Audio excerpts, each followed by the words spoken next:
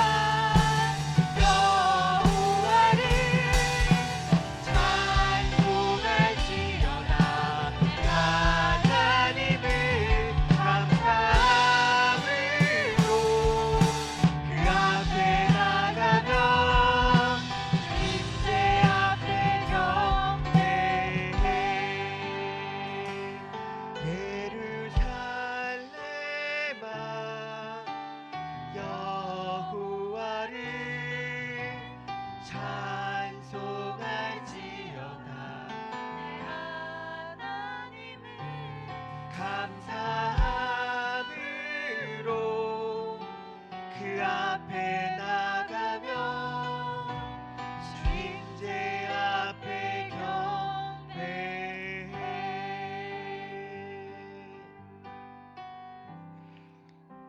우리를 돌보신 하나님 감사합니다.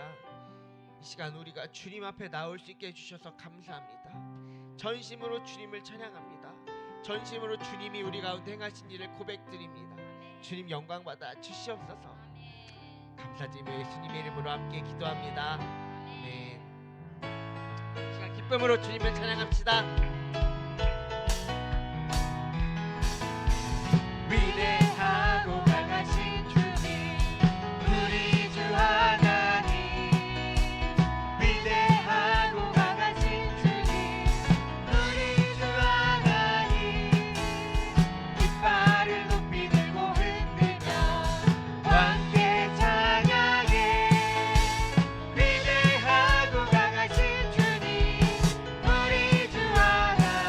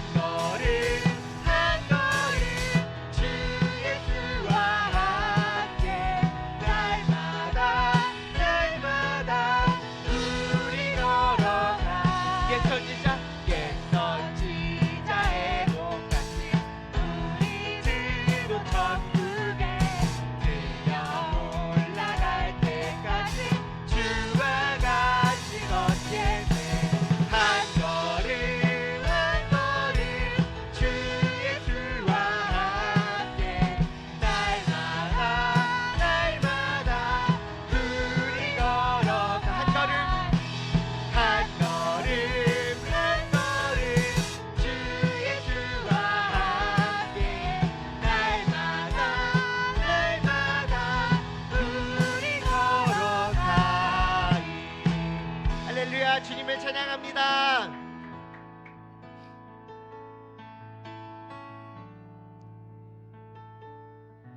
하나님의 부르심에는 후회하심이 없네.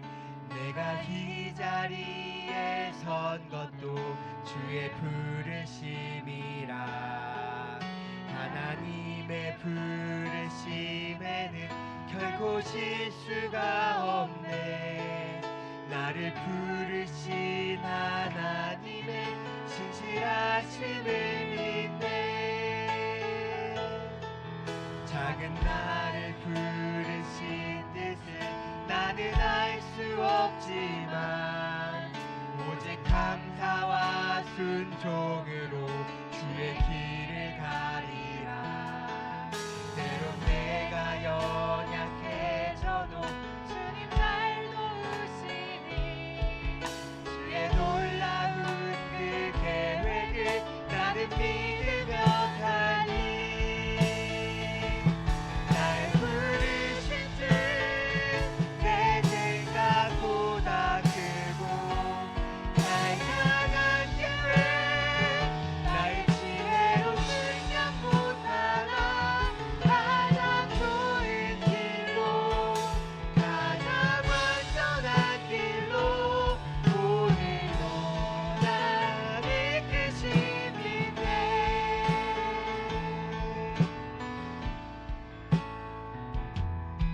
하나님의 부르심에는 후회하심이 없네. 내가 이 자리에 선 것도 주의 부르심이라. 하나님의 부르심에는 결코 실수가 없네. 나를 부르신 하나님의 신실하심을 믿네. 작은 나를 부르신 뜻을 나는 알 수 없지만 오직 감사와 순종으로 주의 길을 가리라. 때론 내가 연약해져도 주님 날 도우시니 주의 놀라운 그 계획을 나는 믿으며 가니. 날 부르신 뜻 내 생각보다 크고 날 향한 계획 나의 지혜로 생각 못하나. 가장 좋은 길로 가장 완전한 길로 오늘도 날 이끄심이네. 날 부르신 뜻 내 생각보다 크고 날 향한 계획 나의 지혜로 생각 못하나. 가장 좋은 길로 가장 완전한 길로 오늘도 날 이끄심이네. 날 부르신 뜻 내 생각보다 크고 날 향한 계획 나의 지혜로 생각 못하나. 가장 좋은 길로 가장 완전한 길로 오늘도 나 이끄심이네.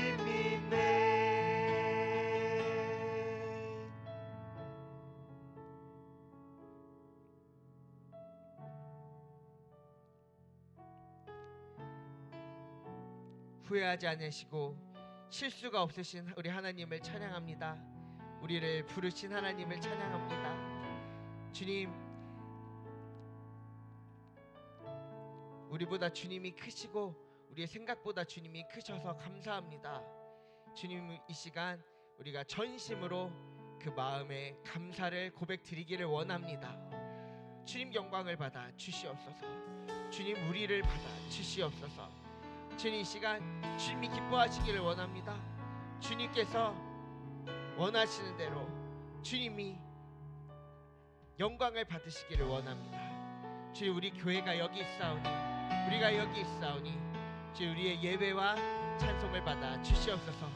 날마다 한 걸음 한 걸음 주님과 함께 나아가겠습니다.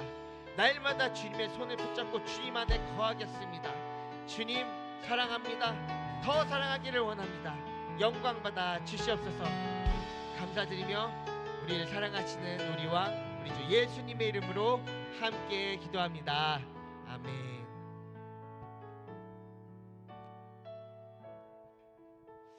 네, 우리 고린도후서 5장 14, 15, 17절 세 절 한 목소리로 읽겠습니다. 고린도후서 5장 14, 15, 17 화면에 나오는데 함께 읽겠습니다. 시작. 그리스도의 사랑이 우리를 강건하시는도다. 우리가 생각하건대 한 사람이 모든 사람을 대신하여 죽었은즉 모든 사람이 죽은 것이라. 그가 모든 사람을 대신하여 죽으심은 살아있는 자들로 하여금 다시는 그들 자신을 위하여 살지 않고 오직 그들을 대신하여 죽었다가 다시 살아나신 이를 위하여 살게 하려 함이라. 그런즉 누구든지 그리스도 안에 있으면 새로운 피조물이라. 이전 것은 지나갔으니 보라 새 것이 되었도다. 아멘. 우리 17절 말씀에 나온 것처럼 예수님을 믿으면, 예수님을 만나면 누구나 새로운 피조물이 될 수 있습니다. 아멘. 그러니까 새로운 피조물이 된다라는 것은 원래 하나님이 우리를 향해 원하셨던 그 모습대로 회복된다라는 말씀이고, 15절 말씀 한 번 더 보면 뒤로 15절 말씀, 그가 모든 사람을, 그는 예수님입니다. 예수님이 모든 사람을 대신하여 죽으심은 살아있는 우리죠. 우리로 하여금 다시는 그들, 우리 자신을 위하여 살지 않고 오직 그들, 우리를 대신하여 죽었다가 다시 살아나신 예수를 위하여 살게 하려 함이라. 아멘. 그러니까 예수님이 우리를 위해 죽고 부활하신 이유는 우리를 구원하고 우리를 사랑하는 이유도 있지만 다시는 우리 자신을 위해 살지 않고 예수님을 위해 살라고 우리를 위해 죽고 부활하셨습니다. 아멘. 이런 인생이 새로운 피조물이라고 성경은 이야기하고 있습니다. 물론 우리가 다 경험은 있겠지만 예수님을 잘 믿는다고 해서 우리 삶 가운데, 우리 가정 가운데 있는 문제들이 다 해결이 안 될 수도 있습니다. 뭐 우리의 상황이 안 바뀔 수도 있습니다. 그러나 하나님은 우리 한 명 한 명의 인생을 바꾸시는 분이십니다. 하나님은 세상을 바꾸시는 방법 중 하나가 세상을 통째로 사회적으로 어떤 변화를 일으키시는 역사를 하실 수도 있지만, 하나님은 우리와 같은 한 사람 한 사람을 구원하시고 한 사람 한 사람의 생각과 인생을 바꾸십니다. 그리고 변화를 받은 그리스도인 교회를 통해서 세상을 바꾸시는 하나님이십니다. 아멘. 저도 예수님을 대학생 때 뜨겁게 만나고, 제가 예수님을 뜨겁게 만나고 나서 저희 가정의 형편이나 저희 가정에 있는 부모님의 문제들 이런 게 해결된 건 하나도 없습니다.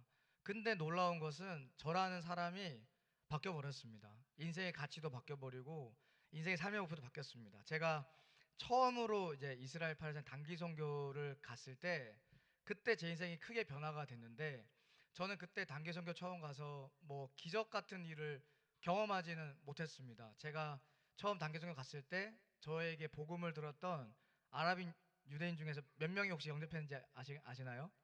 한 명도 안 했습니다. 한 명도 안 했고, 그리고 이제 몸이 아프신 분들을 위해 이제 같이 기도했는데, 이제 한 팔레스타인 할아버지였던 걸로 기억하는데 저희 팀이랑 같이 이제 무릎에 손을 얹고 이제 통성 기도를 하고 기도가 끝났습니다. 그 할아버지가 좀 내 몸이 더 아파진 것 같다라고 하셨습니다. 그래서 제가 나는 이런 거 하면 안 되겠다 싶어서 낙심이 됐죠. 근데 이제 그때 전 단기 선교 4주라는 나름 긴 시간에 갔는데 저는 치유의 역사를 본 적도 없고 영접자를 본 적도 없고 예배 가운데 환상을 봤다든지 그런 건 경험이 없었어요. 근데 저는 그 4주의 시간 동안 저라는 인간이 바뀌게 됐습니다.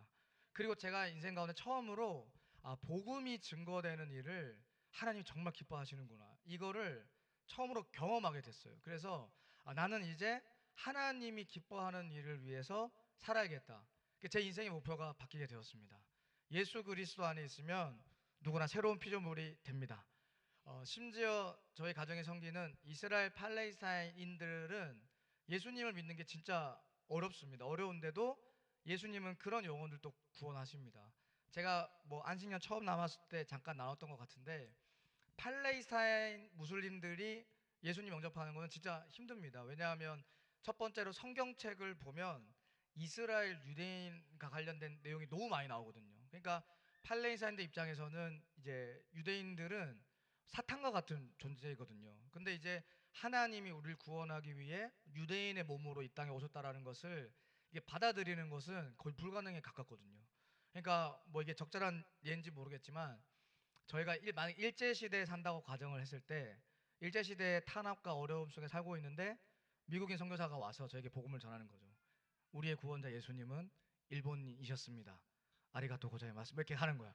그러면 이제 일제 시대 살고 있는 우리 입장에서는 일본인인 예수님이 구원자다 이걸 받아들이는 게 엄청 어려운 거예요. 그거랑 비교가 안 될 정도로 팔레스타인들이 복음을 듣다가 예수를 믿으려고 하다가 예수님이 유대인이었다. 그리고 유대인도 예수를 믿으면 구원받는다. 이 얘기를 알고 저희 가정교회를 떠났던 현지인들도 많이 있었거든요. 근데 이런 형제 자매들 중에서도 감사하게 저희에게 그런 기도 제목을 나눴어요. 내가 진짜 예수님을 만나고 싶다. 내가 성경을 보면 유대인을 막 죽이고 싶은 분노가 올라오지만 근데 예수님이 진짜 구원자인 것 같다. 나 진짜 예수님 만나고 싶다. 이런 고백을 했던 모든 아랍 형제 자매들은 다 예수님을 만나게 되었습니다. 아멘.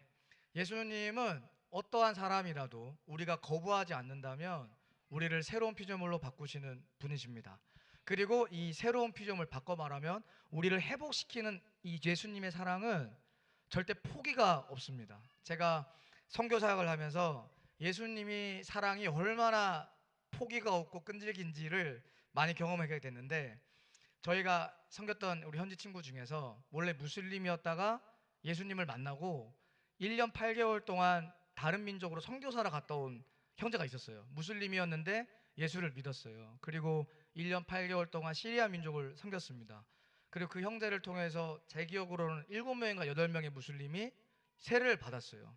그러니까 그런 엄청난 역사를 경험했는데 그 형제의 가정은 더 어려워진 거예요. 그러니까 그 형제가 선교지 가 있는 동안 아내가 3명 있었던 아빠가 이제 그 형제의 어머니는 첫째 아내였거든요. 그 형제가 선교지 가 있는 동안 아버지가 하여튼 뭐 이렇게 문제가 생겨서 어머니랑 자기 형제들을 법적으로 소송을 걸고 그 다음에 집에서 쫓아내버린 거예요. 그리고 그 선교지 갔다 온 그 형제도 뭐 소송을 걸어버렸어. 자기 재산을 뭐 훔쳐갔다는 식으로.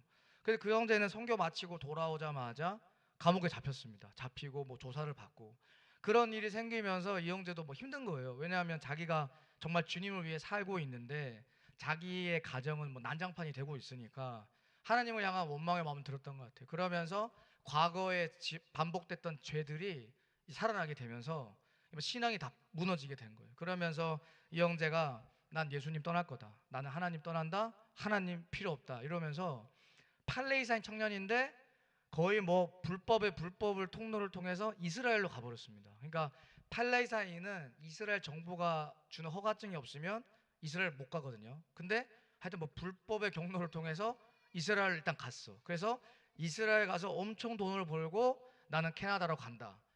그리고 나는 하나님 없이 살 거다. 그래서 막 갑자기 뭐 팔에 문신도 하고 막 애가 이상해졌어요. 근데 어느 날 그 형제가 그 이스라엘 텔아비브라는 도시가 있습니다. 그 행정 수도고 가장 발전된 도시면서 가장 영적으로 음란한 도시거든요. 1년에 한 번씩 게이 퍼레이드가 있는 곳인데 걔가 또 하필 술집에서 일한 거예요. 술집에서 일을 하다가 막 갑자기 공허함이 찾아왔나 봐. 공허함이 찾아와서 술집에서 일하다가 뒷골목 근처를 헤매다가 벽에 뭐가 벽화가 그려져 있는 거예요. 그 벽화를 찍어서 저한테 오랜만에 연락이 온 거예요. 이게 뭐냐? 근데 정말 놀라운 거는 그 벽화, 이스라엘 텔아비브 가장 음란한 술집 번화가 한복판에 벽화에 한글로 적혀 있는 거, 한글로. 그게 뭐냐? 제가 보여드릴게요. 이것이면 손꼽아 기다리다. 한글로. 그 다음 옆에 보면 깨진 손가락. 여기가 술집이에요. 다시 뒤로 돌아가시면 술병 보이시죠? 술병이고 술집이고 이 골목은 다 술집이 있는 곳이고 막 음란한 곳인데 이게 뭐냐? 한글 같은데 찍어서 저한테 연락이 온 겁니다. 그래서 저희가 설명했죠. 야, 하나님이 널 기다리신다. 하나님의 깨진 손가락.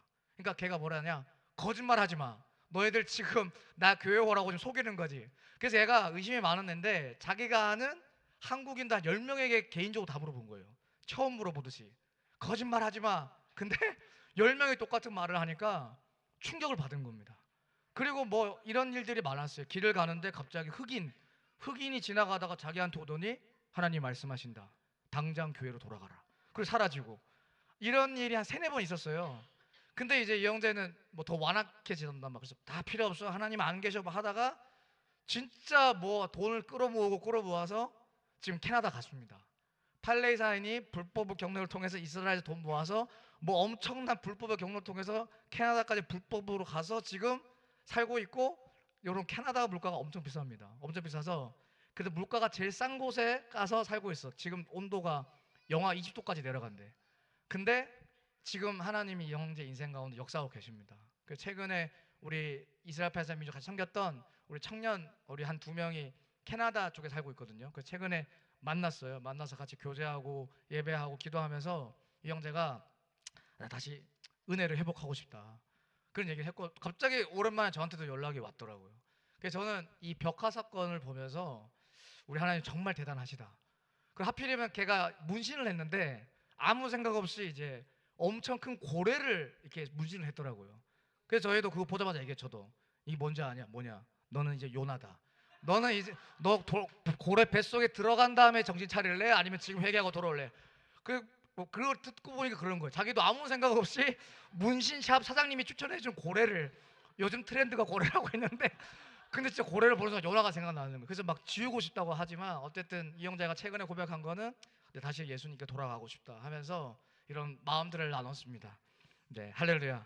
그리고 예수님은 사람을 바꾸는 전문가신데 유대인이 예수님을 믿는 거는 진짜 기적에 가까워요. 그러니까 무슬림인데 팔레스타인인이 성경책을 진리의 책으로 받아들이고 예수 믿는 것도 어렵지만 유대인은 예수를 구원자로 믿는 게 진짜 어렵습니다. 왜냐하면 여러 가지 이유가 있지만 지난 2000년 동안 유대인들이 나라 없이 흩어져 지내면서 전 세계에 흩어져 있던 우리 그리스도인들로부터 핍박을 많이 당했어요. 십자군 전쟁뿐만 아니라 전 세계에 흩어졌던 유대인들을 향해서 우리 그리스도인들이 예수님 죽인 나쁜 민족이다 하면서 엄청나게 핍박을 했어요. 그래서 이스라엘에 가시면 십자가를 쳐다보는 게 거의 불가능하거든요. 병원에도 십자가가 없고 앰뷸런스도 십자가가 없을 정도로 엄청 증오합니다. 그리고 이제 예수님을 유대인들이 믿으려면 유대인이 아닌 우리 이방인들이 전하는 복음을 들어야 되잖아요. 근데 유대인들은 정말 이렇게 말하면 죄송하지만 엄청나게 교만합니다. 얼마나 교만하냐면 그런 생각이 강해요. 우리는 선택받은 민족, 나머지 너희들은 이제 이방 잡것들이다, 뭐 이런 생각이 있어요. 그 제가 학생 선교사 때 뭐 몇 년도지? 2010년도구나. 한창 옛날인데 그때는 유대인들에게 복음 전하는 것도 어려웠지만 말을 걸면 대답해주는 유대인이 100명 중에 1명 있을까 말까였어요. 그러니까 대답을 안 해. 그리고 저랑 제 그때 SM 학생 선교사 친구 팀이었던 형제랑 노방에서 유대인 전도하다가 뒤가 좀 쎄한 거예요. 그래서 쳐다보니까 검은색 유대교 정장을 입은 청년들 한 4-5명이 저희를 보고 막 달려오고 있었습니다. 분노에 가득 찬 얼굴로. 그래서 저희가 너무 무서워서 도망간 적이 있어요. 산으로 도망간 적이 있습니다. 그때 우리 선교사님이 오리엔테이션 해준 게 뭐냐면 유대인들에게 전도하다 보면 가끔 또는 종종 또는 자주 신고를 하고 이 종교심이 강한 유대인들이 너희를 쫓아올 것이다. 그럼 기억해라. 뭉치면 죽고 흩어지면 산다. 무조건 도망가라 이거였어요. 그래서 저희도 유대인들이 저희를 달려와서 뭐 죽일 듯이 달려오는 거예요. 어디 이방인이 복음을 전하냐 하면서. 그래서 저희가 제 기억으로 아마 감난산 쪽으로 도망갔던 것 같아요. 도망가서 이제 그 형제랑 친구랑 산속에서 한 시간 숨어 있다가 다시 갈 길을 갔었어요. 근데 그런 유대인이 지금 예수님을 믿고 돌아오고 있습니다. 그리고 우리 예루살렘에 있는 한 선교사님이 5년 전에 저같이 학생 때 휴학하고 학생 선교사로 가서 섬겼던 한 현지인이 있는데 그 현지인이 5년 가까이 복음을 거부하다가 최근에 예배 모임이 나오고 있습니다. 꿈에서 예수님이 2번 나타난 거예요. 그래서 어쩔 수 없이 예배에 나오는 거예요. 영접은 아직 안 했어. 근데 성경을 우리 가정교회 멤버 중에 제일 열심히 보고 최근에 우리 선교사님한테 야 이제 성탄절 아니냐, 나사렛에 갔다 오자. 그래서 나사렛 갔다 와서 우리 구원자 예수님을 기념하는 시간도 가졌습니다. 그리고 우리 한 2-3명의 유대인이 있는데 청년들인데 예수님 믿은 지 얼마 안 됐는데 하나님 은혜로 이 선교 훈련을 이렇게 받게 되었습니다. 비전스쿨. 그래서 PPT 하나 보시면 저 최근에 선교사님께 받은 사진인데 우리 한국에서 우리 성도님들이 우리 선교 훈련 받는 것처럼 이런 선교 훈련을 받고 우리 유대인 청년이 지금 모로코에서 단기 선교로 복음 전하고 있습니다. 유대인이. 할렐루야. 그러니까 유대인이 예수님을 구원자로 믿는 것도 놀라운데 유대인이 무슬림들에게 복음을 전한다는 건 충격스러운 거예요. 참고로 티니지 모로코는 오랫동안 유대인들이 사는 동네들이 있을 정도로 유대인에 대한 적대감이 다른 무슬림권에 비해서는 적긴 적거든요. 근데 어제 한 모로코인 무슬림 자매가 우리 유대인 자매가 전한 복음을 듣고 영접 기도를 했습니다. 할렐루야. 다음, 저도 어제 받은 사진입니다. 다음 PPT 보시면, 그래서 여기 있는 이 가운데 있는 자매 같은데 무슬림인데 유대인 자매가 자기 간증을 나눈 겁니다. 근데 이 유대인 자매는 진짜 상처가 많은 자매예요. 가정에 상처가 많고 뭐 우울감도 강하고 그런 자매였는데 자기가 겪었던 동일한 가정의 아픔을 가진 무슬림 모로코 자매를 만나게 된 겁니다. 그리고 복음을 나누고 유대인이 예수 믿은 간증을 나눈 겁니다. 그래서 모로코 그 자매가 진짜 예수님은 살아계신 분이다 하면서 영접을 하게 되었습니다. 할렐루야. 유대인이 예수님을 믿는다, 팔레스타인이 예수님을 믿는다, 이거는 우리에게 준 메시지가 있습니다. 뭐냐? 예수님을 못 만날 사람은 이 세상에 없다라는 겁니다. 예수 이름으로 변화를 못 받을 사람 아무도 없습니다. 아멘. 주님은 우리 인생 가운데 역사하는 분인 줄 믿습니다. 그래서 우리가 전도를 하는 것 같습니다. 왜? 예수 이름으로 변화를 못 받을 사람이 없기 때문에 그렇습니다. 그래서 저는 오늘 뒤에 현수막 보면서 세상의 소망이 되는 교회, 오늘 설교 말씀 세상의 희망이 되는 교회, 이 문구를 보면서 진짜 하나님이 주시는 말씀 같았습니다. 우리가 복음을 전해야 되는 이유는, 우리가 간증을 나눠야 되는 이유는 예수 이름으로 새로운 피조물이 안 될 사람이 아무도 없기 때문에 우리는 복음을 전해야 되는 줄 믿습니다.